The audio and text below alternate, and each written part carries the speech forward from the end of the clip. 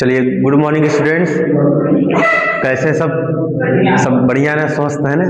चलिए, सबसे पहले सभी बच्चों को मकर संक्रांति की हार्दिक शुभकामनाएं।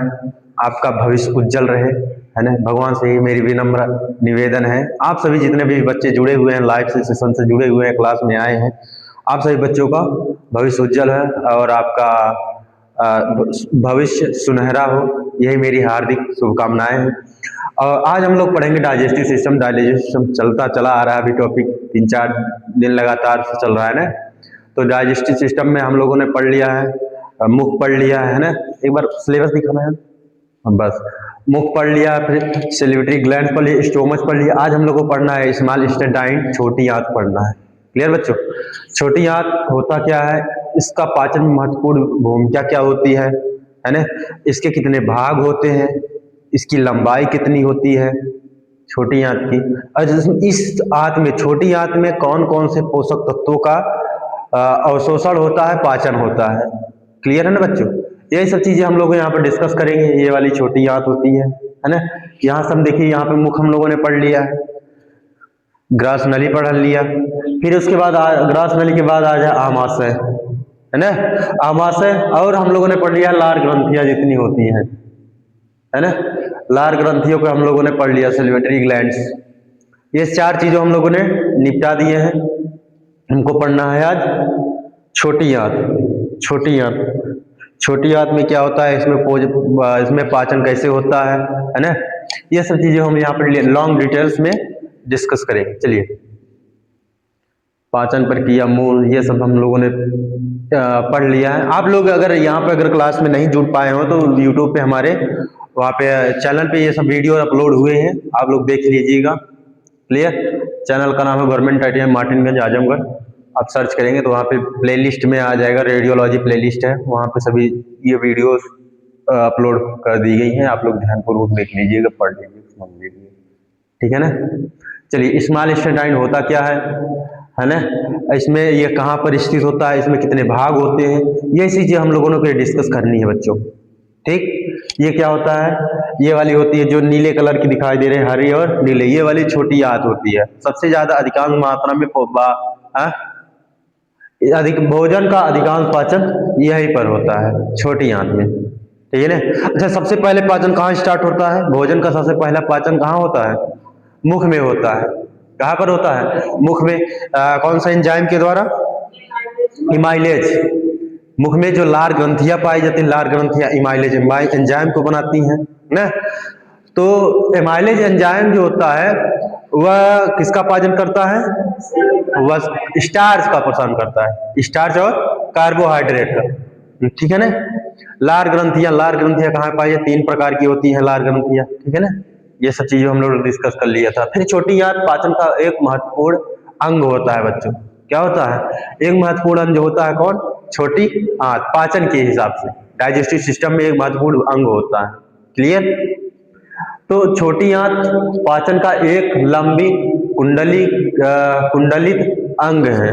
क्या है, एक कुंडलित कॉइल रूप में होता है। ये जो होती है, ये कैसी होती है, कुंडली के रूप में, तो लंबी होती है और कुंडली कॉइल के रूप में होती है, जो पेट में फैली रहती है। क्लियर? ये वाले बात, ये कैसी होती है, कुंडलित अंग होती है, जो पेट और बड़ी आंत के बीच होती है। कहाँ होती है, पेट और बड़ी आंत। ये वाली जो बाहर वाली दिख रही है कुंडलीकृत आकृति, ये क्या होती है, आपकी बड़ी आंत होती है। उसी के बीच में क्या होता है, छोटी आंत होती है। क्या होती है, छोटी आंत होती है। यह कहाँ पर, पाचन तंत्र का एक लंबा कुंडलित अंग होता है ना, जो पेट और बड़ी आंत के बीच में होता है, ठीक है ना। ये देखिए, चारों ओर के बीच में घिरा हुआ होता है, ठीक है ना। और सबसे पहले स्टोमच, जो हम लोगों ने पिछली कक्षा में स्टोमच पढ़ा था ना, स्टोमच के अगला वाला भाग क्या होता है आपकी, स्टोमच के बाद जो भोजन जाता है कहाँ जाता है, छोटी आंत में जाता है, ठीक है ना, छोटी आंत में जाता है, जहां भोजन का अधिकांश पाचन और पोषक तत्वों का अवशोषण होता है। छोटी आंत में सबसे ज्यादा पाचन होता है बच्चों, है ना। भोजन का पाचन सबसे ज्यादा कहां पर होता है, छोटी आंत में। इसी में पोषक तत्वों का अधिकांश मात्रा में पोषक तत्व यहीं से निकलते हैं। अच्छा, हम लोग पढ़े थे आमाशय में, आमाशय में किसका पाचन होता था, प्रोटीन का, है ना, प्रोटीन का सबसे ज्यादा प्रोटीन का पाचन होता था, और एक विटामिन था, एक विटामिन का भी पाचन होता था। कौन सा विटामिन? विटामिन B12 का। कितना था? B12, है ना। विटामिन B12 का पाचन कहाँ होता है? स्टोमच में होता है ना। इसमें भी होता है, वो उसमें अधिकांश मात्रा में अगर कुछ बच जाता है तो कहाँ आ जाता है? छोटी आंच में। तो मेरे कहने का मतलब है यहाँ पर छोटी आंच जो होती है भोजन का सबसे अधिक मात्रा में पाचन करती है। क्लियर बच्चों? तो पोषक तत्वों का अवशोषण होता है। यह 3 भागों में, जो आपकी छोटी आंत होती है 3 भागों में विभाजित होती है। कितने भागों में? 3 भागों में। पहला भाग ग्रहणी होता है, फिर जेजुनम और इलियम, जेजुनम और इलियम, ये 3 भाग में डिवाइड होती है बच्चों। कितने भाग में? 3 भाग में। पहला कौन होता है? ग्रहणी, दूसरा जेजुनम और इलियम से बनी होती है। ठीक, ये कौन सी? ये देखो, ये ऊपर वाला भाग ये जेजुनम होता है ना। ये आपका होता है ग्रहणी। ठीक, ये वाला भाग कौन सा होता है? ग्रहणी। ये जेजुनम और इलियम 3 भागों में डिवाइड है।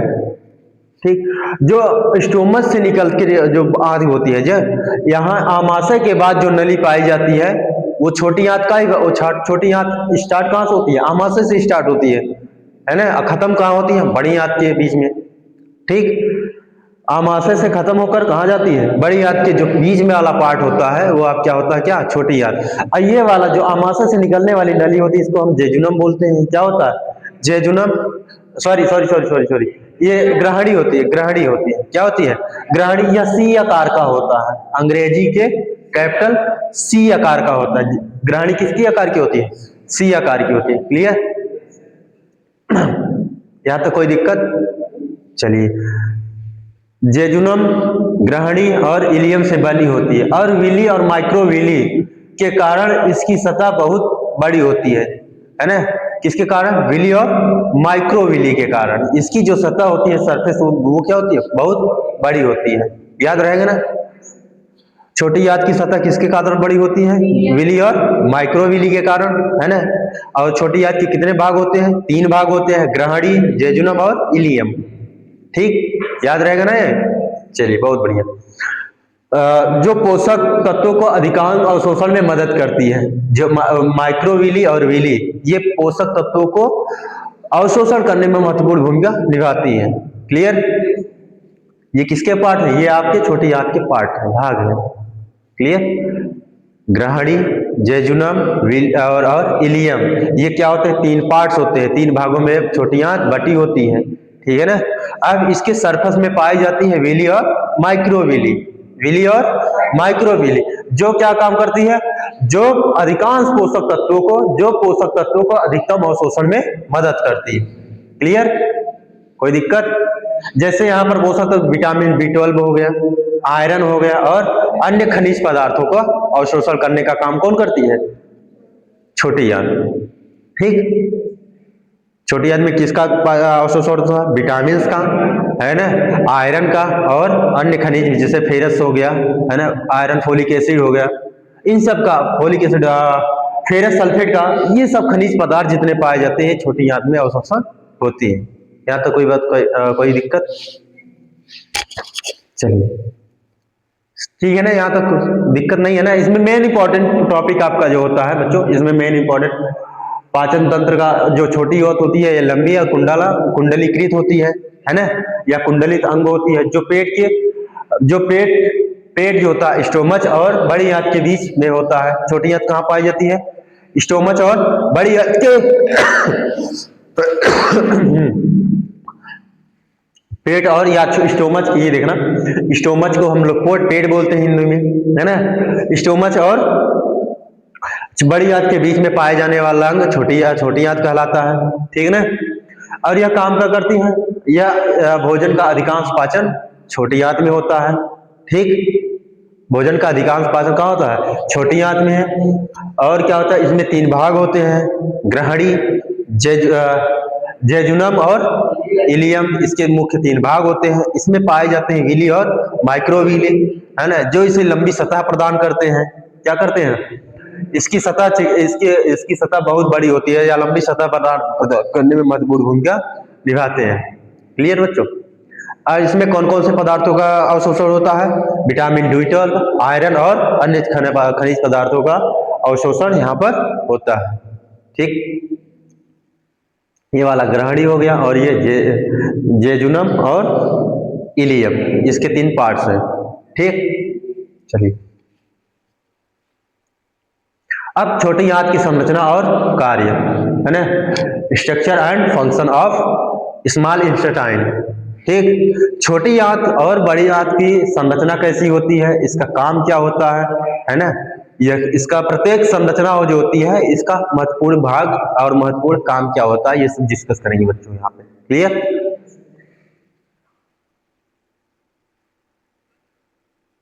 एक मिनट बंद।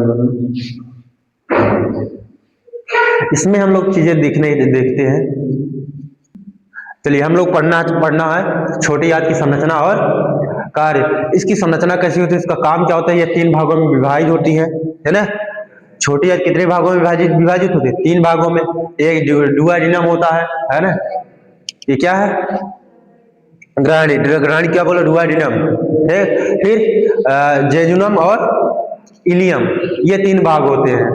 ठीक है ना, डुओडेनम, इलियम और जेजुनम, ये 3 भाग होते हैं। ग्रहणी क्या होती है, अब हम लोग यहाँ पे पढ़ेंगे ग्रहणी होती क्या है, इसका महत्वपूर्ण भूमिका क्या निभाती है, भोजन के अवशोषण में यह महत्वपूर्ण कार्य क्या करती है। अभी हम लोग क्या संरचना और कार्य पढ़ रहे हैं, है ना। पहली संरचना हम लोग देखते हैं ग्रहणी की। यह छोटी आंत का पहला और सबसे चौड़ा भाग जो पेट से जुड़ता है, जो ग्रहणी होती है ना, डुओडेनम, ये क्या करती है, ये क्या होता है, यह छोटी आंत का पहला और सबसे चौड़ा भाग होता है जो पेट से जुड़ता है। यहाँ पर ये वाला भाग है ना, कहाँ गया, हाँ यही तो होता है, ये डुओडेनम ना। ये क्या होता है, यह छोटी आंत का सबसे पहला भाग होता है जो पेट से जुड़ता है। स्टोमच के बाद जो वाला पार्ट होता है वो क्या होता है, आपका ग्रहणी होता है। क्लियर? ये क्या होता है, यह छोटी आंत का पहला और सबसे चौड़ा भाग होता है। यह कैसा होता है, सबसे चौड़ा भाग होता है ना। कैसा होता है, सबसे चौड़ा होता है और पहला भाग होता है किसका, छोटी आंत का। ठीक, जो पेट से जुड़ता है ये स्टोमच होता है, इससे जो निकलता है ये क्या होता है, आपका डुओडेनम होता है, ग्रहणी होता है। ठीक है ना, कोई दिक्कत? यहाँ अग्नाशय, पैनक्रियाज, ये पैनक्रियाज, ये क्या होता है आपका, अग्नाशय होता है। ये वाला अग्नाशय है, क्या है, अग्नाशय है। और ये आपका एक मिनट,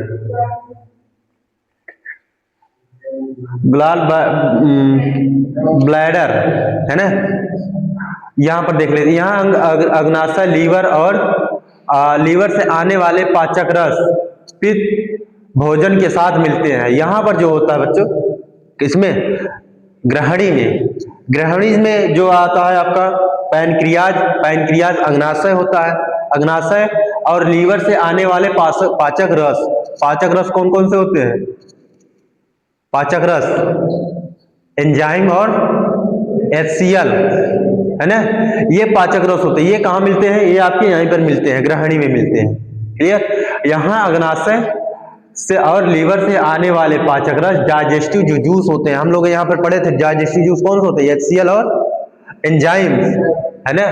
यही और पित्त और पित्ताशय जो होता है यहाँ पे, ये ना, ये क्या होता है, पित्ताशय होता है। क्या होता है, पित्ताशय से भोजन के साथ मिलते हैं। यहाँ पित्ताशय से आने वाला पित्त भोजन से मिलने का काम करता है, यहाँ पे ग्रहणी में मिलता है। क्लियर? कोई दिक्कत?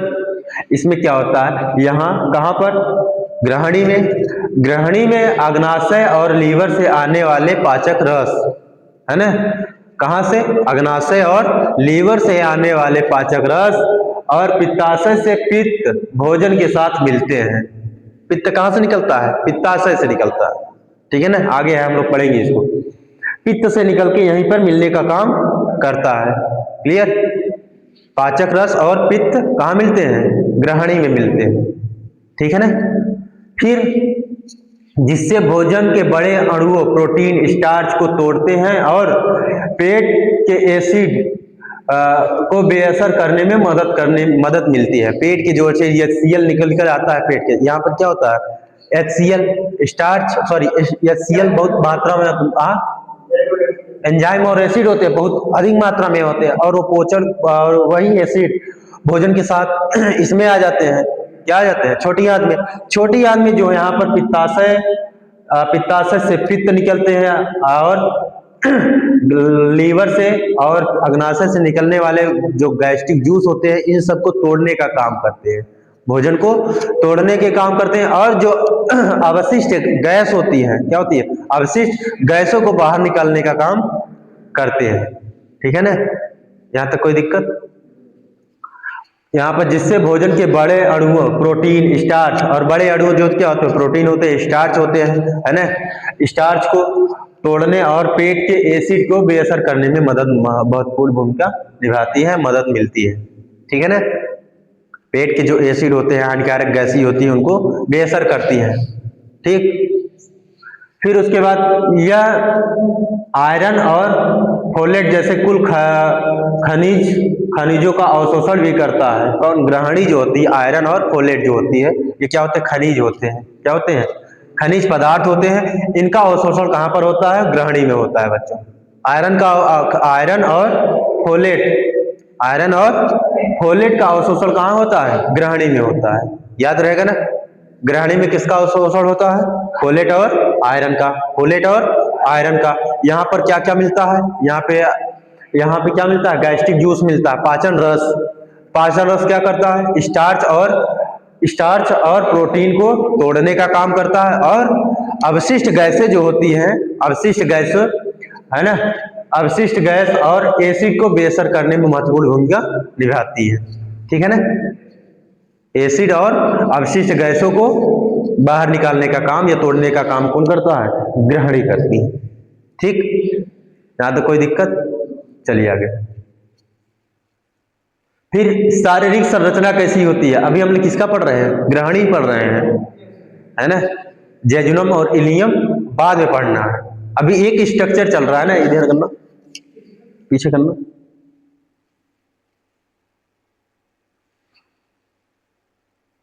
अभी हम सिर्फ इतना पार्ट पढ़ रहे हैं। सी आकार क्या होता है? कैसा होता है?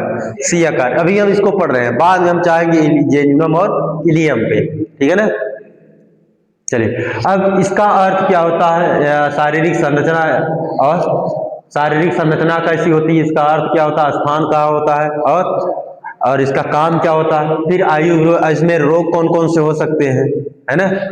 आयुर्वेद रोग क्या होते हैं इसमें, ये सब चीजों को हम लोगों को पढ़ना है। क्लियर बच्चों? इसकी संरचना, यह छोटी आंत का वह शुरुआती सी आकार का हिस्सा है जो पेट से जुड़ता है। क्लियर? सीधी सी बात है। जो ग्रहणी होती है, क्या होती है? ग्रहणी। यह छोटी आंत स्मॉल इंस्टेटाइन, है ना। इंस्टेटाइन का वह शुरुआती सी आकार का एक हिस्सा होता है। सी आकार का एक हिस्सा होता है। कहां से जुड़ता है यह? पेट से। पेट मतलब स्टोमच से या आमाशय से जुड़ने का काम करता है। आमाशय से जब निकलता है, वहां पे क्या सी आकार की आकृति बनती है ना। अभी हम लोगों ने देखा था सी आकार का हिस्सा होता है। अब इसका स्थान कहाँ होता है? यह पेट के ठीक नीचे अग्नाशय, है ना, ब्रंकियाज के चारों ओर स्थित होता है। इसके ओर अग्नाशय, पैनक्रियाज, पीछे कर लो, ये वाला, है ना। ये क्या होता है? अग्नाशय होता है। यहाँ पर लिखा है ना, पैनक्रियाज डक्ट। ये अग्नाशय के चारों ओर स्थित होता है। यह आमाशय के आगे और अग्नाशय के चारों ओर स्थित होता है। याद रहेगा ना, कहां पर होता है? आमाशय के आगे और अग्नाशय के चारों ओर। पहचान लोगे ना, डायग्राम लगाने का यही मेन कारण है, ठीक है ना। अग्नाशय के चारों ओर स्थित होता है। इसका काम क्या होता है? यह भोजन को पचाने और पोषक तत्वों को अवशोषित करने में महत्वपूर्ण भूमिका निभाती है या मदद करता है, ठीक है ना। इसका काम क्या होता है? भोजन को पचाने और पोषक तत्वों को अवशोषित करने में मदद करता है। कौन कौन से पोषक तत्व होते हैं? आयरन और फोलेट, याद रहेगा ना, आयरन और फोलेट। इन पोषक तत्वों को या खनिज पदार्थों को अवशोषित करने में महत्वपूर्ण भूमिका निभाती है। क्लियर? फिर इसके बाद आयुर्वेदिक रोग क्या होते हैं, इसमें लक्षण क्या हो सकते हैं, है ना, है ना, क्या होता है? लक्षण पढ़ लेगा। आयुर्वेदिक रोग, इसमें बार बार मल त्यागने, कभी ढीला कभी कठोर, पेट में दर्द होता है, गंध युक्त मल आता है, मल में बलगम आ जाता है, पेट साफ ना होने के भावना और मानसिक तनाव, वजन का कम होना, ये क्या होते हैं? इसमें रोग होते हैं, इसके लक्षण होते हैं, है ना। पहला लक्षण क्या है? मल को त्यागने में कभी ढीला कभी कठोर हो जाता है ना। ये क्या होता है? इसमें रोग, किसमें रोग होता है? ये वाली समस्या जब आएगी तो इसमें किसमें रोग आएगा? आपका ग्रहणी में रोग आता है, ठीक है ना। ग्रहणी में कुछ डिफेक्ट होता है, तब ये वाली लक्षण होते हैं। पहला लक्षण, मल को त्यागने में कभी ढीला कभी कठोर, पेट में दर्द बना रहता है, क्या होता है? पेट में दर्द रहता है, गंध युक्त मल, मल में बलगम, कभी पेट साफ ना होने की भावना और मानसिक तनाव और वजन कम होना, है ना। ये क्या होते हैं? लक्षण होते हैं, किसके? ग्रहणी के। ग्रहणी में जब रोग होता है तो ये क्या होता है? इसका लक्षण है। फिर उसके बाद आधुनिक विज्ञान से संबंध, इसके लक्षण अक्सर इरिटेबल बाउल सिंड्रोम से मिलते जुड़ते रहते हैं। क्लियर? इसके लक्षण जो होते हैं ये इरिटेबल बाउल सिंड्रोम से मिलते जुलते, ये आगे है, आगे हम लोग डिस्कस करेंगे इसको, ठीक है ना। इसीलिए हल्का इसमें पॉइंट दे दिए हैं, बाद में हम लोग देख लेंगे। इसका उपचार क्या होता है? ये तो लक्षण दिख लिए, पेट न साफ होना, वजन में कमी आ गई, मानसिक थकाव हो सकता है ना, और पेट में दर्द। इसका क्या उपचार हो सकता है? इसमें परपटी एक आयुर्वेदिक दवा होती है, इसमें परपटी एक क्या होती है? आयुर्वेदिक दवा, पिंपली, जीरा, हींग और मधु का प्रयोग होता है। साथ ही पथ्य, पथ्य मतलब सली चावल, मूंग की दाल, है ना, मूंग की दाल का जूस, यहाँ जूस, सॉरी बच्चों, यूस लिखा हुआ, जूस होता है ना, और छाछ, और अपथ्य, भारी भोजन और ज्यादा पानी पीना ध्यान रखा जा सकता है। इसमें क्या होता है? इसमें क्या होता है? इसमें आयुर्वेदिक दवा होती है परपटी, इसको खाने से ये समस्या दूर हो सकती है, ठीक है ना। या तो पिंपली, पिप्पली, है ना, पिप्पली, यह भी एक प्रकार की आयुर्वेदिक दवा होती है बच्चों, है ना। आयुर्वेदिक जीरा आप लोग जानते ही करते हैं, हींग जानते ही हैं, जीरा, हींग, मधु का प्रयोग करने से ये समस्याएं ठीक हो सकती है, ठीक है ना। और साथ ही पथ्य, पथ्य क्या होती है? साल चावल, मूंग की दाल का जूस या छाछ पीने से ये चीजें समाप्त हो सकती है, ठीक है ना। फिर उसके बाद अपथ्य, भारी भोजन, ज्यादा पानी पीना, ध्यान में भारी भोजन नहीं करना चाहिए और ज्यादा पानी पीना चाहिए, तब जाके ये चीजें कंट्रोल हो सकती है। क्लियर? भारी भोजन जिससे चले जाता है, बाहर पिज्जा उज्जा खाने लगते हैं आप लोग ना, बर्गर, पिज्जा, मोमोज, ये सब नहीं खाना होता। और रसेदार, कभी कभी जब गर्मियों में चले जाते हैं आप पूड़ी उड़ी खाने, पनीर लपेट देते हैं, पनीर लपेट देते, रसादार पा गए सूरन की तो वो भी लपेट देते हैं, तो भारी भोजन के कारण यहाँ पे ये हो सकते हैं, ठीक है ना। तो पेट की दर्द हो जाता है, कभी ढीला कभी कठोर हो सकता है। क्लियर? ये आपको देखने को मिल जाती है। इसको अगर इसको सही करने के लिए आपको क्या, जीरा, हींग और मधु का एक पेस्ट बनाकर खाली पेट पीना होता है, ठीक है ना, जिससे ये सही हो सकता है। यहाँ तो कोई दिक्कत? ग्रहणी हम लोगों ने निपटा दी है, ठीक है ना। अब हम लोगों को पढ़ने हैं जेजुनम, जेजुनम, ठीक। ग्रहणी समझ में आ गया, ग्रहणी खत्म हो गया ना। अब हम लोगों को पढ़ना क्या? जेजुनम। जेजुनम होता क्या है? इसमें कौन कौन से चीजें भाग लेती है? इसमें किसका पाचन होता है? कौन कौन से खनिज पदार्थों का अवशोषण होता है? ये सब यहाँ पे हम लोग डिस्कस करेंगे। ये वाला भाग कौन सा होता है आपका? ग्रहणी। अब ग्रहणी के बाद ये वाला पार्ट जो होता है आपका क्या होता है? जेजुनम होता है। क्या होता है? जेजुनम। और ये वाला इलियम क्या होता है? इलियम। ये है ना जेजुनम, ये वाला पार्ट ये होता है जेजुनम। ये कैसा होता है? ये मध्य में स्थित होता है। ग्रहणी और जेजुना इलियम के बीच वाला पार्ट क्या कहलाता है? जेजुनम कहलाता है। ग्रहणी और इलियम के बीच वाला पार्ट क्या होता है आपका? जेजुनम होता है, याद रहेगा ना। चलिए, इसमें क्या होता है, यह छोटी आंत का मध्य भाग है। जो जेजुनम होता है छोटी आंत का मध्य भाग है।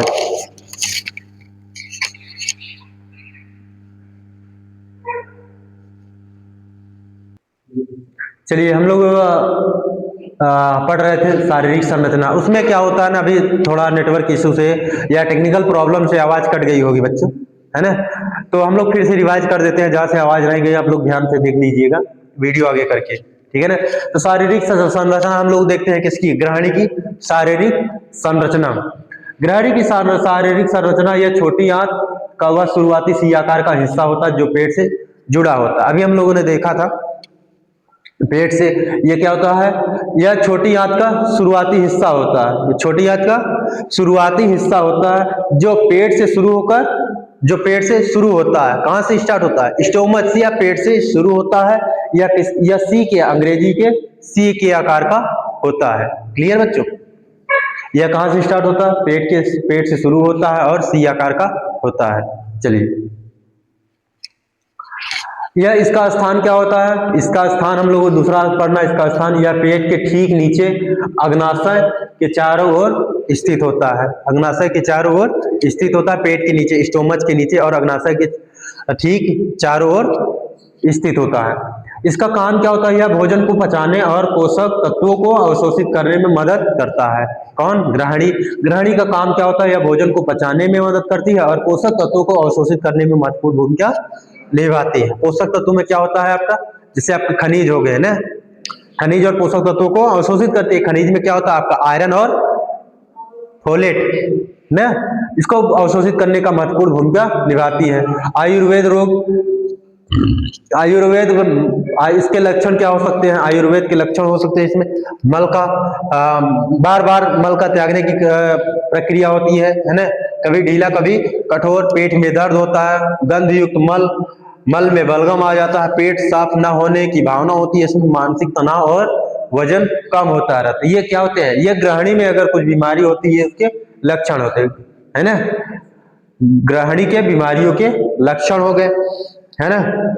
फिर आधुनिक विज्ञान से संबंधित इसके लक्षण अक्सर इरिटेबल बाउल सिंड्रोम से मिलते जुलते हैं। इरिटेबल बाउल सिंड्रोम होता है, ये प्रकार की बीमारी होती है, ये आगे हम लोग डिस्कस करेंगे यहाँ पे। क्लियर?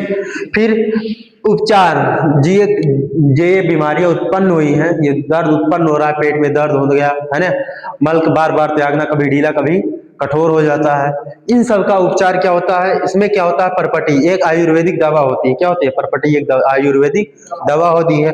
पिपली होती है, पिपली, जीरा, हींग और मधु का प्रयोग होता है ना। पिपली, जीरा, हींग और मधु का प्रयोग होता है। साथ ही पथ्य क्या होता है? साली चावल, मूंग की दाल का जूस और छाछ। और अपथ्य भारी भोजन, ज्यादा पानी पीना का ध्यान रखा जाता है। इसमें क्या होता है? अगर प्रॉब्लम आ जाती है तो आपके पिपली, जीरा, हींग और मधु के साथ सेवन करने से सुबह सुबह, है ना, ये समस्याएं ठीक हो सकती हैं। दूसरी चीज क्या होती है इसमें? अगर उसके बाद साल चावल और मूंग की दाल या छाछ खाने से ये चीजें सही हो सकती, ठीक हो सकती है। दूसरी चीज, अगर आप भारी वजन नहीं खाना होता, अगर भारी भोजन अगर खाते हैं तो ये समस्याएं हो सकती है। भारी भोजन जैसे आप चाउमीन, बर्गर, पिज्जा, मोमोज ये सब खाते हैं, और पूड़ी जब खाने जाते हैं, शादी ब्याह का सीजन शुरू होने वाला है ना, 15 जनवरी के बाद स्टार्ट हो जाता है। कब लगन है? शुरू हो गया, 15 जनवरी के बाद स्टार्ट हो जाता है। 15 जनवरी के बाद जैसे लगन स्टार्ट होती है ना, 15 से 18 20 जनवरी के बाद है, बट जनवरी में शादी ब्याह होता है, फरवरी में भी स्टार्ट हो जाता है। हाँ, जनवरी से या फरवरी से। अरे भंडारा खाने जाते हैं ना, जरूरी थोड़ी है ना दिया, भंडारा हो गया, तेरे ही हो गए। हाँ, लगन जो भी होता है 15 जनवरी के मोस्टली वो स्टार्ट हो जाता है। मलमास अभी इस समय क्या चल रहा है? हाँ बस करो, वहां लगन वगन नहीं जाना है। लेकिन मेरे कहने का मतलब है पूड़ी जब खाने जाते हैं तो भारी ज्यादा ज्यादा मात्रा में नहीं खाना चाहिए, है ना। और दूसरी चीज ज्यादा, और उस समय ज्यादा से ज्यादा पानी पीना स्टार्ट करना चाहिए, ठीक है ना। पानी ज्यादा पीना चाहिए। अगर ज्यादा पानी, अगर कम पानी पिएंगे तो ये समस्या आ सकती है। ये कहाँ पर होती है? आपकी ग्रहणी में होती है, ठीक है ना। माइक, चलिए फिर हम लोगों ने पढ़ना है जेजुनम। जेजुनम क्या होता है, इसका काम क्या होता है, ठीक। जेजुनम होता क्या है, इसका काम क्या होता है, इसका भाग कहाँ होता है। यह छोटी आंत का दूसरा भाग होता है, मध्य वाला भाग होता है, ठीक है ना। छोटी आंत का मध्य वाला भाग होता है। और ये इसकी लोकेशन कहाँ होती है, इसकी लोकेशन, स्थान जिसे हम लोग पढ़ रहे हैं, है ना। स्थान क्या होता है, इसमें कौन कौन से पदार्थों का अवशोषण होता है इसमें, जेजुनम में। ये सब चीजों को हम लोग ध्यान से पढ़ना है बच्चों, क्लियर। चलिए, यह छोटी आंत का मध्य भाग है। कौन? जेजुनम जो होता है छोटी आंत का मध्य भाग होता है। जेजुनम क्या होता है? छोटी आंत का मध्य भाग होता है। यह कार्बोहाइड्रेट, वसा, प्रोटीन, विटामिन, खनिज सहित अधिकांश पोषक तत्वों का मुख्य अवशोषण स्थल होता है। सबसे ज्यादा अवशोषण यहीं पर होता है ना। छोटी आंत में तो सबसे ज्यादा भोजन का अवशोषण कहाँ होता है? छोटी आंत में। और सबसे ज्यादा कौन सी भाग में होता है? जेजुनम में होता है। छोटी आंत के जेजुनम में सबसे ज्यादा पोषक तत्वों का अवशोषण होता है।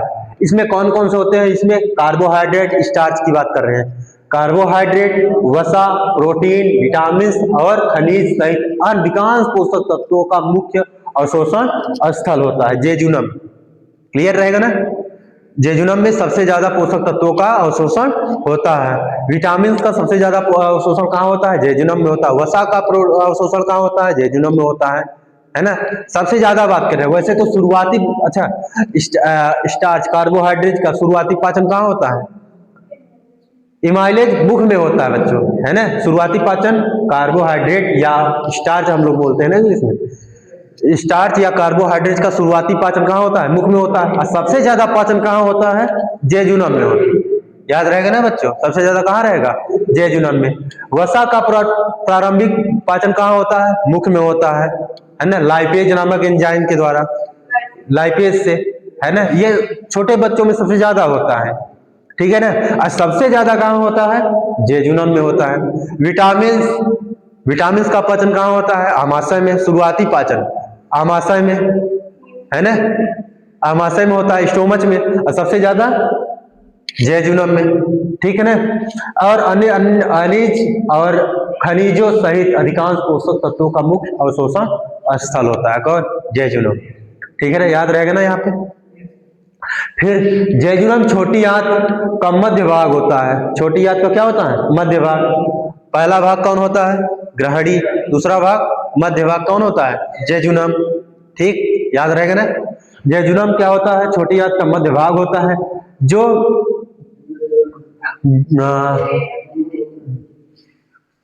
डुओडेनम, डुओडेनम ग्रहणी के हम, डुओडेनम, है ना, डुओडेनम, इसको ग्रहणी बोलते हैं।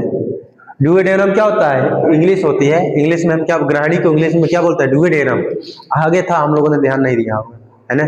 डुओडेनम, डुओडेनम और इलियम, इसे हम शेषांत्र बोलते हैं। इलियम क्या बोलते हैं? शेषांत्र, शेषांत्र, शेषांत्र। ये जो शेष वाला भाग होता है खनिज के बाद, मतलब जो पोषक के बाद, है ना, यहाँ अवशोषण या पाचन के बाद जो शेष भाग बचा होता है उसको हम क्या बोलते हैं? शेषांत्र। यहाँ पे, यहाँ से जो यहाँ पर स्टार्च, मतलब जो यहाँ पर पाचन हुआ, है ना, अवशोषण है, उससे बचा हुआ भाग कहाँ जाता है? इलियम में जाता है। इलियम उसका पाचन, इससे भी कुछ बचा चला जाता है बड़ी आंत में। बड़ी आंत उसका पाचन करती है। सबसे ज्यादा बड़ी आंत क्या होता है? बड़ी आंत पाचन करती है। पाचन करने के बाद यहाँ के बाद सीधा कहाँ चला जाता है? बाहर, गुदा में चला जाता है भोजन, है ना, अवशिष्ट पदार्थ के रूप में बाहर निकाल दिया जाता है, ठीक है ना। तो डुओडेनम, डुओडेनम क्या होता है? ग्रहणी। डुओडेनम और इलियम, इलियम के बीच स्थित होता है कौन? जेजुनम। जेजुनम कहाँ स्थित होता है? डुओडेनम और इलियम के बीच में स्थित होता है। डुओडेनम को ग्रहणी बोलते हैं। ग्रहणी और इलियम के बीच स्थित होता है कौन? जेजुनम, ठीक है, याद रहेगा ना। फिर उसके बाद भोजन को पचाने के बाद पोषक तत्वों, विटामिन, खनिज, कार्बोहाइड्रेट, प्रोटीन, वसा का अवशोषित करने का मुख्य काम करती है। ये हम लोगों ने पढ़ लिया पहली बार। इसका मुख्य काम क्या होता है? विटामिन, खनिज, कार्बोहाइड्रेट, प्रोटीन, वसा का अवशोषण करने का काम होता है, मुख्य कार्य होता है। ठीक है ना। फिर यह लगभग 2.5 मीटर लंबा होता है। ये जेजुनम होता है, कितना लंबा होता है? 2.5 मीटर लंबा होता है। जेजुनम कितना होता है? 2.5 मीटर लंबा होता है। जेजुनम की लंबाई कितनी होती है? 2.5 मीटर, 2.5 मीटर, याद रहेगा ना। 2.5 मीटर लंबा होता है और इसकी आंतरिक सतहों पर मौजूद विलाई या विली, यहाँ विलाई लिखा है, माइक्रोविली और माइक्रोविली पाई जाती है ना। विलाई लिखा है, इसको विली बोलते हैं। विली अवशोषण के लिए सतह क्षेत्र बढ़ाती है। जो विली होती है अवशोषण क्षेत्र को बढ़ाने का काम करती है। क्लियर? ये कहाँ पाई जाती है? छोटी आंतों में पाई जाती है। विली क्या होती है? यह सतह विली जो होती है अवशोषण के लिए, अपना अवशोषण के लिए आंतरिक सतहों पर अवशोषण के लिए जगह बनाने का काम करती है। क्या बनाने का काम करती है? जगह बनाने। किसके लिए? भोजन का अवशोषण करने के लिए सतह बढ़ाती है ये। ठीक है ना। ये वाली जो आंतों का सतह बढ़ाने का काम करती है कौन? विली। याद रहेगा ना। विली का काम क्या होता है? विली का आंतरिक सतहों पर मौजूद अवशोषण के लिए सतह क्षेत्र बढ़ाने का काम करती है। ठीक है ना। ओके, कोई दिक्कत? समझ में आया ना। चलिए बच्चों आगे। अब मुख्य कार्य और विशेषताएं। जेजुनम का मुख्य कार्य क्या होता है हमने पढ़ भी लिया है और इसकी विशेषताएं भी पढ़ ली है, लेकिन इसका थोड़ा और एडवांस में पढ़ते हैं, है ना। थोड़ा डिटेल्स में पढ़ने का काम करते हैं। आपके चैप्टर में वहां तो खत्म हो जाता, आपके सिलेबस में जेजुनम था खत्म, लेकिन हम लोग थोड़ा सा इसको पढ़ लेते हैं डिटेल्स में, याद रहेगा आप लोगों को। ठीक है ना। मुख्य काम क्या होता है? अवशोषण का इसका मुख्य काम क्या होता है? जेजुनम का काम क्या होता है? मुख्य काम अवशोषण का काम होता है। इसका स्थान कैसे होता है? इसकी संरचना कैसी है? तो पाचन में महत्वपूर्ण भूमिका निभाती है, क्या निभाती है? और विभाजन कैसा होता है? ये सब चीजों को हम लोगों को पढ़ना है। मुख्य कार्य और इसकी विशेषताएं। मुख्य कार्य का अवशोषण, यह ग्लूकोज, अमीनो एसिड, विटामिन, खनिज, पानी और वसा जैसे अधिकांश पोषक तत्वों को अवशोषण करने के लिए प्राथमिक साइट है जो रक्त या लिम्फ में जाते हैं। क्लियर? जो जेजुनम होती है, जेजुनम में, है ना, जेजुनम या ग्लूकोज को पाचन करती है, ग्लूकोज का अवशोषण करती है, ग्लूकोज का अवशोषण करती है।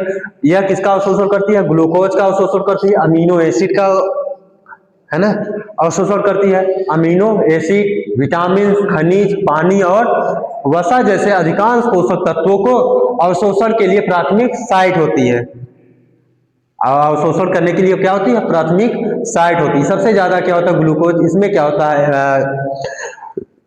जेजुनम में ग्लूकोज, अमीनो एसिड, विटामिन, खनिज और पानी और वसा को अवशोषण करती है। ठीक है ना। वसा को अवशोषण करती है। जो अवशोषण करने के बाद इसको कहाँ भेज देते हैं? रक्त में भेज देती है, तो लसिका वाहिनियों में भेजते हैं। लिम्फ, जब लिम्फोसाइट पढ़ रहे थे वहां पर था, है ना। तो जो भी अमीनो एसिड हो गया, विटामिन हो गया, खनिज, पोषक तत्वों को अवशोषित करके रक्त में भेज देती है या तो लिम्फ में भेज देती है, लसिका में भेज देती है ना। लसिका क्या करती है? प्रतिरक्षा का काम करती है ना। लसिका वाहिकाएं या लसिकाएं जो होती हैं ये प्रतिरक्षा, इम्यूनिटी सिस्टम में महत्वपूर्ण भूमिका निभाती हैं।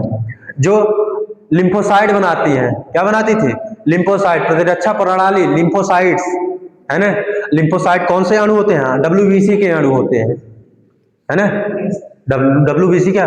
व्हाइट ब्लड कार्ड सेल्स, है ना। WBC के कण होते हैं। लिम्फोसाइट किसके कण होते हैं? WBC के कण होते हैं। ठीक है ना। फिर स्थान, इसका स्थान क्या होता है? यह छोटी आंत का दूसरा भाग होता है जो डुओडेनम, है ना। पहला भाग, डुओडेनम क्या होता है? ग्रहणी, यह पहला भाग होता है। डुओडेनम क्या होता है? ग्रहणी, यह क्या होता है? पहला भाग होता है। भाग के अंत से शुरू होकर इलियम अंतिम भाग तक फैले रहते हैं। ये हम लोगों ने देख लिया था, कहां से स्टार्ट होती है? डुओडेनम है ना, डुओडेनम से शुरू होकर और इलियम तक खत्म हो जाती है। यह क्या होता है, छोटी आंत का मुख्य भाग होता है या मध्य भाग होता है। मुख्य भाग और मध्य भाग होता है कौन, जेजुनम, ठीक है ना।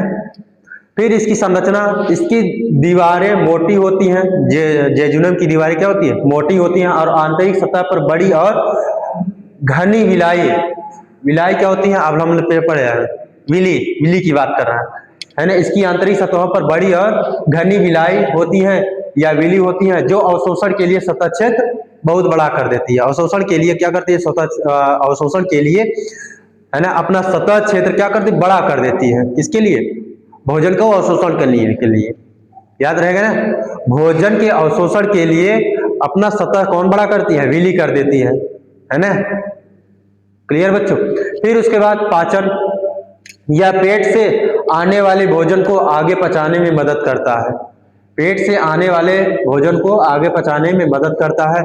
फिर जहां एंजाइमों द्वारा पोषक तत्वों को छोटे अणुओं में तोड़ा जाता है, ठीक, यहाँ पे क्या पाए, एंजाइम पाए जाते हैं जो भोजन को तोड़ते रहते हैं, है ना, और उनमें से अवशोषित, उनमें से ग्लूकोज, अमीनो एसिड, विटामिन, खनिज, पानी और वसा को अवशोषण कर लेती हैं, बाद में उसको कहाँ भेज देती है, रक्त में भेज देती है और लिम्फ में भेज देती है। यहाँ तो कोई दिक्कत। फिर इसका विभाजन, विभाजन हम लोगों में पढ़ने, जेजुनम और इलियम के बीच कई स्पष्ट शारीरिक अंतर नहीं होता है, लेकिन यह डुओडेनम से अलग होती है, डुओडेनम से अलग होती है। क्लियर। ये जो विभाजन हम लोग पढ़ रहे हैं, जेजुनम और इलियम के बीच में कोई स्पष्ट शारीरिक अंतर नहीं है। जैसे डुओडेनम है, सॉरी, जैसे जेजुनम और इलियम में, जेजुनम और इलियम में कोई अंतर नहीं होता है ना, शारीरिक अंतर, बनावट, स्ट्रक्चर में कोई ज्यादा डिफरेंट नहीं होता, लेकिन ग्रहणी से इसका जो अंतर है थोड़ा बहुत भिन्न होता है। इसकी संरचना ग्रहणी से थोड़ा भिन्न होता है। वह सबसे पहली बात छोटी होती है, सी आकार की होती है। ग्रहणी कैसी होती है, सी आकार की, लेकिन एक बार डायग्राम लगाना, सी आकार की होती है। हाँ, ये वाला, ये डुओडेनम होती है, ये क्या होता है, सी आकार की होती है, लेकिन इसमें देख रहे हो कहीं अंतर दिख रहा है, कुछ नहीं दिख रहा है ना। अब यहाँ पे कलर कर दिया गया है तो आप देख सकते हैं, है ना, ये जेजुनम और ये इलियम है, ये कलर हो गया। बाकी अगर आप वैसे अगर आपको देखने को मिल जाए तो आप डिफरेंट नहीं कर सकते कौन सा पार्ट जेजुनम है, कौन सा पार्ट इलियम है। लेकिन एक तरीका है आपको पहचानने के लिए, यहां से, है ना, कहां से, डुओडेनम के बाद कौन शुरू होता है, जेजुनम शुरू होता है, जेजुनम, और ये यहां से गुदा के ऊपर ये क्या होता है, इलियम, इलियम के थोड़े मध्य वाला भाग क्या हो जाता है आपका, जेजुनम होता है। बड़ी आंत, छोटी आंत का जो मध्य वाला भाग होता है कौन होता है, जेजुनम होता है। याद रहेगा ना। चलिए अब हम पढ़ लेंगे इलियम। क्या पढ़ना है, याद रहेगा ना, जेजुनम कहाँ पाया जाता है, ये वाला मध्य वाला भाग होता है। अब हम लोग क्या पढ़ना, इलियम।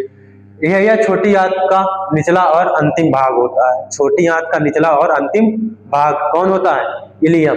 यह छोटी आंत का निचला वाला और अंतिम भाग होता है। क्लियर।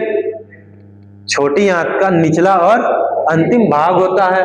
यह विटामिन B12, पित्त लवण, है ना, और पानी को अवशोषित करता है, जो जेजुनम द्वारा अवशोषित नहीं हो पाते हैं।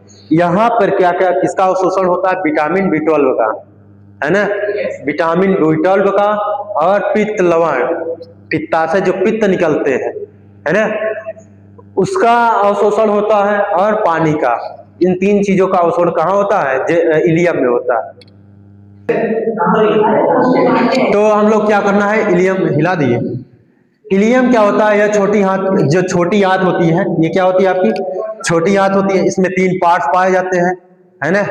पहला होता है ग्रहणी, दूसरा होता है जेजुनम, है ना, तीसरा होता है इलियम। इलियम होता है, इलियम क्या होता है, ये छोटी आंत का निचला और अंतिम वाला भाग होता है, ये वाला भाग, ये क्या होता है आपका, इलियम होता है। यह कहाँ पाया जाता है, छोटी आंत, छोटी आंत का निचला, और यह छोटी आंत का निचला और अंतिम वाला भाग होता है, कौन होता है, इलियम। ठीक है ना, कोई दिक्कत। ये क्या होता है, जेजुनम। जेजुनम के नीचे वाला भाग क्या होता है आपका, इलियम होता है। इसमें क्या होता है, यह विटामिन B12, है ना, यह क्या करती है, विटामिन B12 का अवशोषण करती है, पित्त लवण और पानी का अवशोषण करती है। पित्त लवण कहाँ से निकलता है? पित्ताशय से निकलता है। कहाँ से निकलता है? पित्ताशय, यहाँ पर पाया जाता है ना। अब पित्ताशय इसमें आया कहाँ से? पित्ताशय जो होता है ग्रहण करती है पित्ताशय, और गैस्ट्रिक जूस लीवर और अग्नाशय से गैस्ट्रिक जूस ग्रहण करती है। ये सब मिलाकर यहाँ पर खनिजों का अवशोषण करती है ना। फिर यहाँ पर बचे रहते हैं, और ये जो जेजुनम होती है इसका अवशोषण नहीं कर पाती। किसका? विटामिन बी12 का, पित्त लवण का और पानी का अवशोषण नहीं कर पाती है। कौन? जेजुनम। जेजुनम जो होता है विटामिन बी12, पित्त लवण और पानी का अवशोषण नहीं कर पाती है। फिर कौन करता है? इलियम। इलियम जो होता है बच्चा, इलियम जो होता है, इलियम विटामिन, याद रहेगा ना, इलियम विटामिन बी12, पित्त लवण और पानी का अवशोषण करता है। क्लियर? जो जेजुनम द्वारा अवशोषित नहीं होता है, जेजुनम द्वारा अवशोषित नहीं होता। क्या नहीं अवशोषित होता है? विटामिन बी12, पित्त लवण और पानी। क्लियर? ठीक है ना। फिर हम लोगों को पढ़ने इलियम। इलियम मानव शरीर में छोटी आंत का आखिरी सबसे लंबा हिस्सा होता है। इलियम क्या होता है? मानव शरीर का छोटी आंत, मानव शरीर में छोटी आंत का आखिरी और सबसे निचला हिस्सा होता है, सबसे आखिरी वाला हिस्सा होता है। आंत की बात कर रहा हूं। कौन सी आंत? छोटी आंत। इसके आगे बड़ी आंत होती है। ठीक है ना। छोटी आंत का सबसे लंबा हिस्सा होता है, जो पचे हुए भोजन से विटामिन, खनिज और पानी जैसे पोषक तत्व को अवशोषित करता है, और अपचित भोजन को बड़ी आंत को कोनल बोला जाता है। क्या बोला जाता है? कोनल। बड़ी आंत कोनल की ओर भेजता है, जो यहाँ से भी अगर पोषक तत्व है ना, जो और भी चीजें अवशोषित नहीं हो पाते है ना, अपचे जो यहाँ पे नहीं, जिसका भोजन के जो पार्ट्स होते हैं उनका पाचन नहीं हो पाता, तो उसको किसमें भेज दिया जाता है? बड़ी आंत में भेज दिया। ठीक है ना। इसमें सबसे महत्वपूर्ण भूमिका कौन निभाता है? सबसे महत्वपूर्ण भूमिका या सबसे महत्वपूर्ण पार्ट्स जो होते हैं, विटामिन बी12, पित्त लवण और पानी का अवशोषण होता है। इसमें इलियम में, याद रहेगा ना। चलिए, की ओर भेजता है। यह श्रोणि की हड्डी के भी एक प्रकार का एक हिस्सा होता है। यह श्रोणि है ना, इसको आगे है, हम लोग यहाँ पे डिस्कस करेंगे, अभी हम लोग देख लेते हैं। श्रोणि आगे है ना। श्रोणि की हड्डी का भी एक हिस्सा होता है, जो वजन उठाने और रीढ़ को सहारा देने में मदद करता है। जब हम भोज मतलब वजन उठाते हैं है ना, रीढ़ की हड्डी और रीढ़ का हड्डी का एक श्रोणि की हड्डी भी एक हिस्सा होती है। जो श्रोणि क्या होती है? एक प्रकार की हड्डी होती है बच्चों। क्या होती है? श्रोणि क्या होती है? हड्डी होती है, जो वजन उठाने और रीढ़ की हड्डी को सहारा देने में महत्वपूर्ण भूमिका निभाती है। यह किसके पास पाई जाती है? इलियम के पास पाई जाती है। इलियम के पास क्या पाई जाती है? श्रोणि की हड्डी। श्रोणि की हड्डी यह एक प्रकार श्रोणि की हड्डी का निचला हिस्सा होता है, जो वजन उठाने और रीढ़ को सहारा देने में मदद करता है। यह जेजुनम, छोटी आंत का मध्य भाग। जेजुनम क्या होता है? छोटी आंत का मध्य भाग होता है, ये वाला भाग है ना। भाग से शुरू होकर बड़ी आंत की सीकम से जुड़ता है। ये श्रोणि जो होती है, श्रोणि ये कहाँ से स्टार्ट होती है? यह जेजुनम से लेकर बड़ी आंत की सीकम तक जोड़ने का काम करती है। क्लियर? याद हो गया? सबसे महत्वपूर्ण भाग इसमें क्या होता है? यह जो होता है विटामिन बी12, पित्त लवण और पानी को अवशोषित करती है। मेन काम इसका क्या हो गया? ये हो गया। ठीक है ना। यह कहाँ पर पाई जाती है? यह छोटी आंत के सबसे निचला और आखिरी भाग होता है। क्लियर? चलिए ऊपर। अब इसका काम क्या होता है? इलियम का मुख्य कार्य क्या होता है ना, और इलियम से संबंधित स्थितियां कैसी हो सकती है, बीमारियां क्या हो सकती हैं, ये सब चीजें हम लोग पढ़ेंगे। क्लियर? इलियम का मुख्य कार्य क्या? तो पोषक तत्वों को अवशोषण करने का मुख्य कार्य होता है ना। अपशिष्ट का स्थानांतरण करना होता है, बेकार के पदार्थों को ले जाने का काम करती है, स्थानांतरण करने का काम होती है। आंतरिक संरचना इसकी पढ़ना है। ठीक, इलियम से संबंधित स्थितियां क्या हो सकती है इसमें, यही चीज हम लोगों को डिस्कस करना है। चलिए पहला हम लोग इसका मुख्य फंक्शन पढ़ने हैं। पहला काम क्या होता है? पोषक तत्वों का अवशोषण। पोषक तत्वों का अवशोषण है ना। इलियम का मुख्य काम क्या होता है? पोषक तत्वों का अवशोषण। यह विटामिन B12, वसा, पित्त, लवण और अन्य पोषक तत्वों का अवशोषण करने के लिए महत्वपूर्ण होती है। ये पिछली स्लाइड में हम लोगों ने देख लिया था, है ना। इलियम का काम क्या होता है? विटामिन B12, पित्त, वसा और अन्य पोषक तत्वों को अवशोषित करने का महत्वपूर्ण भूमिका निभाती है। क्लियर ना? यहाँ तक कोई दिक्कत? फिर उसके बाद अवशिष्ट का स्थानांतरण करने में बचे हुए अपचित भोजन को बड़ी आंत में भेजने का काम करती है। इलियम जो होती है स्थानांतरित करने का काम करती है ना। अब यहाँ पे विटामिन B12 का अवशोषण हो गया, है ना, पित्त लवण का अवशोषण हो गया, पानी का अवशोषण हो गया, और भी बच्चे भी अगर कुछ अगर इससे भी अगर कुछ चीजें बचती हैं तो उसको कहाँ भेज दिया जाता है? बड़ी आंत में भेज दिया जाती है, ठीक है ना। फिर शारीरिक संरचना, इसका स्थान कहाँ होता है? शारीरिक एनाटॉमी में क्या होता है? इसकी संरचना कैसी होती है और इसका लंबाई कितनी होती है ना। यह छोटी आंत का सबसे निचला भाग होता है जो जेजुनम के बाद और बड़ी आंत के सीकम से पहले आता है। बड़ी आंत के सीकम के पहले आता है ना। जेजुनम से शुरू होकर बड़ी आंत तक ये पाया जाता है, ठीक है ना बच्चों। कोई दिक्कत?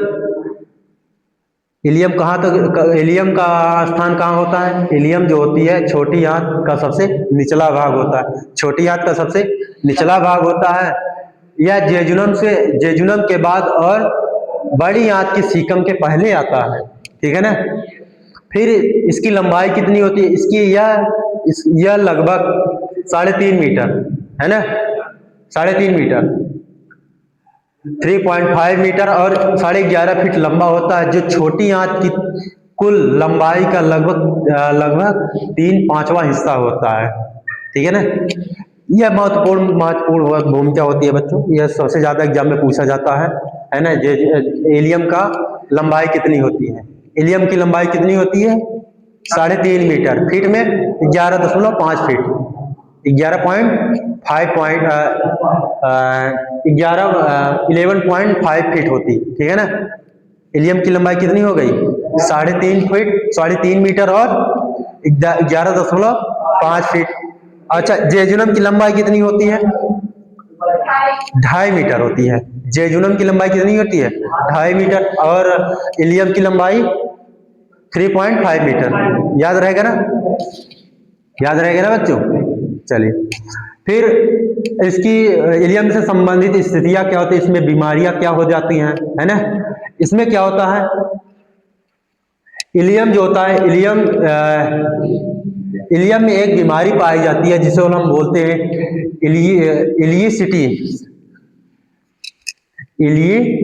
इलिटिस होता है। क्या होता है? इलिटिस।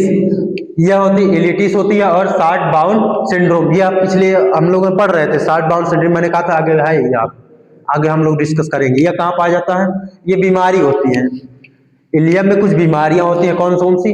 इलिटिस और शॉर्ट बाउंड सिंड्रोम। इलिटिस क्या होती है? इलियम में सूजन, इलियम में क्या होती है? सूजन, जो क्रोहन रोग या संक्रमण जैसी स्थितियों के कारण हो सकते हैं। कभी कभी आंतें सूज जाती हैं, है ना। जब हम लोग बेकार के जब पिज्जा मोमोज ज्यादा हम लोग खाते रहते हैं तो आंतें क्या होती है? स्वेलिंग आ जाती है। इसीलिए कहते हैं बच्चों, आज आप लोगों से विनम्र निवेदन है, अपने प्रकृति के साथ प्राकृतिक भोजन खाइए, है ना।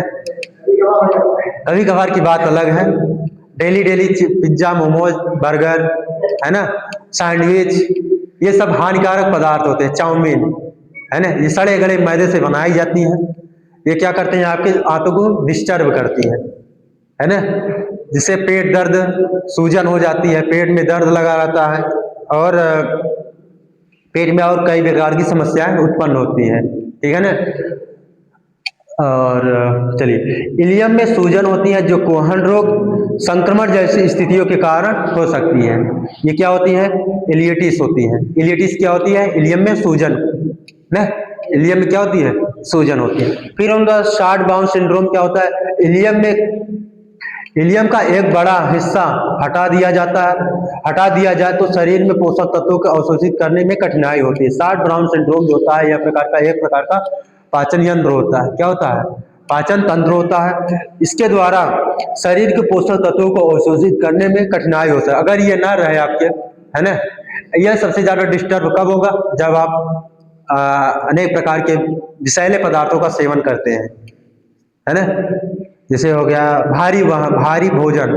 भारी भोजन का कहने का मतलब है भाई चाट, पिज्जा, मोमोज, है ना, ये सब अगर खाते हैं तो ये आपकी सबसे जो इसमें पाई जाती है, इलियम में पाई जाती है कौन, शार्ट बाउल सिंड्रोम, ये धीरे धीरे खत्म हो जाती है। क्या हो जाते हैं, धीरे धीरे डिस्टर्ब हो जाते हैं, खत्म हो जाते हैं, जिससे शरीर में पोषक तत्वों को शोषण करने में कठिनाई हो जाती है। तो आप धीरे धीरे बीमार हो जाएंगे, फिर धीरे धीरे निपट जाएंगे। ठीक है ना, हाँ, निपट जाए, खत्म, टाटा बाय बाय, मोह माया हो जाएगा, तो भंडारा हो जाएगा। चलिए, फिर पोषक तत्वों का अवशोषण, है ना, तीसरा काम क्या होता है, ये तब उसकी स्थितियां हम लोगों ने पढ़ रहे थे, स्थितियां खत्म, है ना। अब हम लोग क्या, पोषक तत्वों का अवशोषण, इलियम के द्वारा पोषक तत्वों का अवशोषण। ठीक है ना, छोटी आंत की दीवारों पर उंगली जैसे उभार, विली, उंगली जैसे उभारों की क्या बोला जाता है, विली बोला जाता है। उंगली जैसे उभारों को, जैसे हमारी उंगली होती है ना, उभार है इसमें, है ना, ये उभार दिख रहे होंगे, वैसे भी छोटी आंतों पर विली दिखाई जाती है। एक बार डायग्राम दिखाना,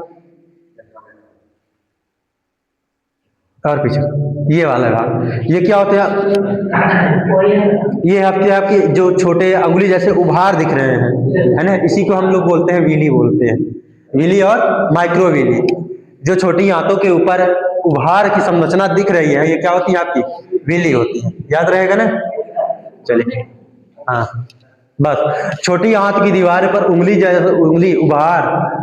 जैसे उभार और उनके ऊपर सूक्ष्म उभार माइक्रोविली होती है, जो सतह को कई क्षेत्र में कई गुना बढ़ा दे, जो सतह की क्षेत्र को कई गुना बढ़ा दे। विली का काम क्या होता है, जो छोटी आंत की जो सतहें होती है उनको पोषण के लिए या अवशोषण के लिए, पाचन के लिए सतह को बढ़ाने का काम करती है।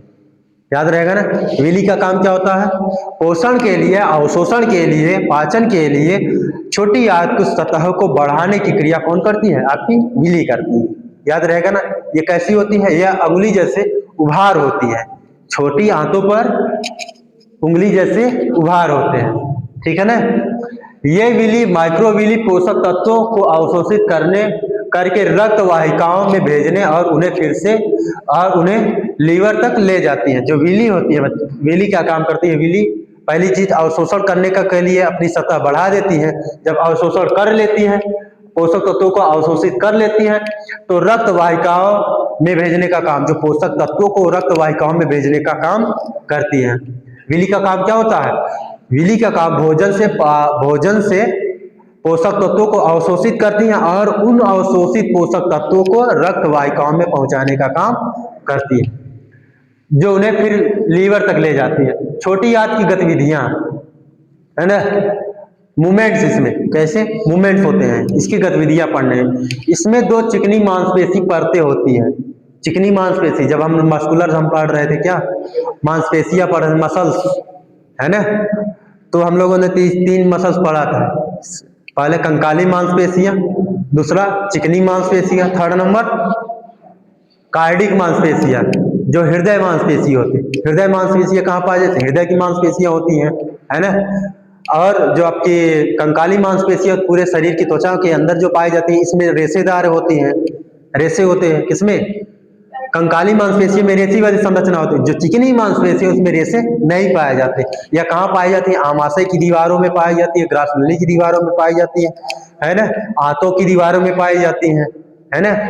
ये सभी जो पाचन या डाइजेस्टिव सिस्टम की जितने भी आंतें होती हैं, ये सब में चिकनी मांसपेशियां पाई जाती हैं। ठीक है ना, जब हम लोग उस समय पढ़ रहे थे, आपको बताया था कि आगे जब डाइजेस्टिव सिस्टम पढ़ेंगे तब इसको हम डिटेल्स में पढ़ेंगे।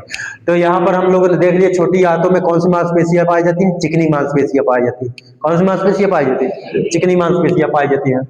चिकनी मांसपेशियों की परतें होती है, जो भोजन को आगे ढकेलने के लिए सिकुचन और शिथिलन होती है। पेरिस्टालसिस और संकुचन। पेरिस्टालसिस क्या होता है, जब हम लोग ग्रासनली पढ़ रहे थे, संकुचन के माध्यम से भोजन को आगे संकुचन करती है। संकुचन करती है तो क्या होता है, भोजन आगे की ओर बढ़ा, सिकुड़ने की क्रिया को संकुचन बोलते हैं।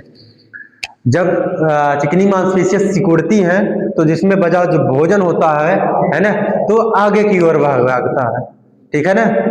संकुचन क्या होता है, लहर होता है प्रकार की, ठीक, याद रहेगा ना। हाँ, ढकलने का काम। दूसरा होता है यह म्यूकस, म्यूकस छोड़ती है। म्यूकस क्या करती है, भोजन को चिकना बनाती है ना। बलगम बोलते हैं बच्चों, बलगम। म्यूकस क्या होता है, बलगम। बलगम क्या करता है, भोजन को चिकना बनाने में महत्वपूर्ण भूमिका निभाती है, जो जिससे भोजन आसानी से आगे की ओर बढ़ता चला जाए। म्यूकस छोटे जो भोजन को चिकनाई देती है ना, म्यूकस क्या करती है, भोजन को चिकनाई देती है और पानी में घोलने में मदद करती है। म्यूकस क्या करती है, भोजन को चिकनाई देती है और पानी में घोलने में मदद करती है, ठीक है ना। चलिए, यहां तक कोई कंफ्यूजन। अब इसका महत्व, इन साहब का महत्व है ना। अभी हम लोग जो कथा कहानी पढ़े, इसका महत्व क्या है हमारे पाचन तंत्र में। यह पोषक तत्वों नमक और पानी का अवशोषण करने के लिए महत्वपूर्ण होती है। पोषक तत्वों को, पोषक तत्व नमक और पानी अवशोषण के लिए महत्वपूर्ण, जो शरीर के समान कामकाज के लिए आवश्यक होते हैं। पोषक तत्व जो नहीं करेंगे, अवशोषित नहीं होगा, तो हमारा शरीर कैसा हो जाए, डेड की कंडीशन में आ जाए, है ना। फिर यह शरीर की प्रतिरक्षा प्रणाली, इम्यूनिटी सिस्टम में महत्वपूर्ण भूमिका निभाती है, ठीक है ना। जो छोटी आंत बड़ी आंत होती है, ये छोटी आंत क्या करती है, पोषक तत्व और पानी को अवशोषण करने में महत्वपूर्ण भूमिका निभाती है, जिससे हमारी सामान्य क्रियाएं सुचारू रूप से संचालित रहती हैं। दूसरा काम क्या सही है, शरीर की प्रतिरक्षा प्रणाली में महत्वपूर्ण भूमिका निभाती है। क्लियर, चलिए हो गया खत्म, आगे खत्म। चलिए, बहुत बहुत धन्यवाद बच्चों, आज के लिए इतना ही। और अगली क्लास में हम लोग बढ़ेंगे बड़ी आंत क्या होती है, बड़ी आंत में कितने भाग होते हैं, बड़ी आंत क्या होती है, बड़ी आंत के कितने भाग होते हैं, इसका काम क्या होता है। फिर उसके बाद हम लोग पित्ताशय पढ़ेंगे, ठीक है ना।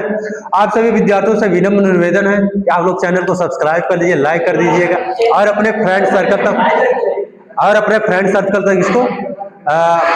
तक इसको बैठ जाइए, कहाँ जा रहे हैं, फ्रेंड सर्कल तो इसको शेयर कर दीजिए, जिससे कि आप लोगों के जो बच्चे हैं घर में, परिवार में जो भी बच्चे पढ़ रहे हैं, उनको ये मिल जाए। उसको ऐसा नहीं है कि ये आप रेडियोलॉजी तक हो सकता है, ये आपके 10वीं और 12वीं के लिए भी इम्पोर्टेंट है। कक्षा 6, 7, 8 के बच्चे जो भी पढ़ रहे हैं उनके लिए भी इम्पोर्टेंट होता है। सबसे बड़ी बात, यहाँ पे कंटेंट लिखा हुआ है, डायग्राम भी है ना, तो आपके लिए इम्पोर्टेंट हो सकता है। सबसे बड़ी बात यह है, आप लोग नोट्स जरूर बनाइएगा। डायग्राम हर जितने भी पढ़ रहे हैं, डायग्राम कंपलसरी है, ठीक है ना। डायग्राम क्या होता है, कंपलसरी है।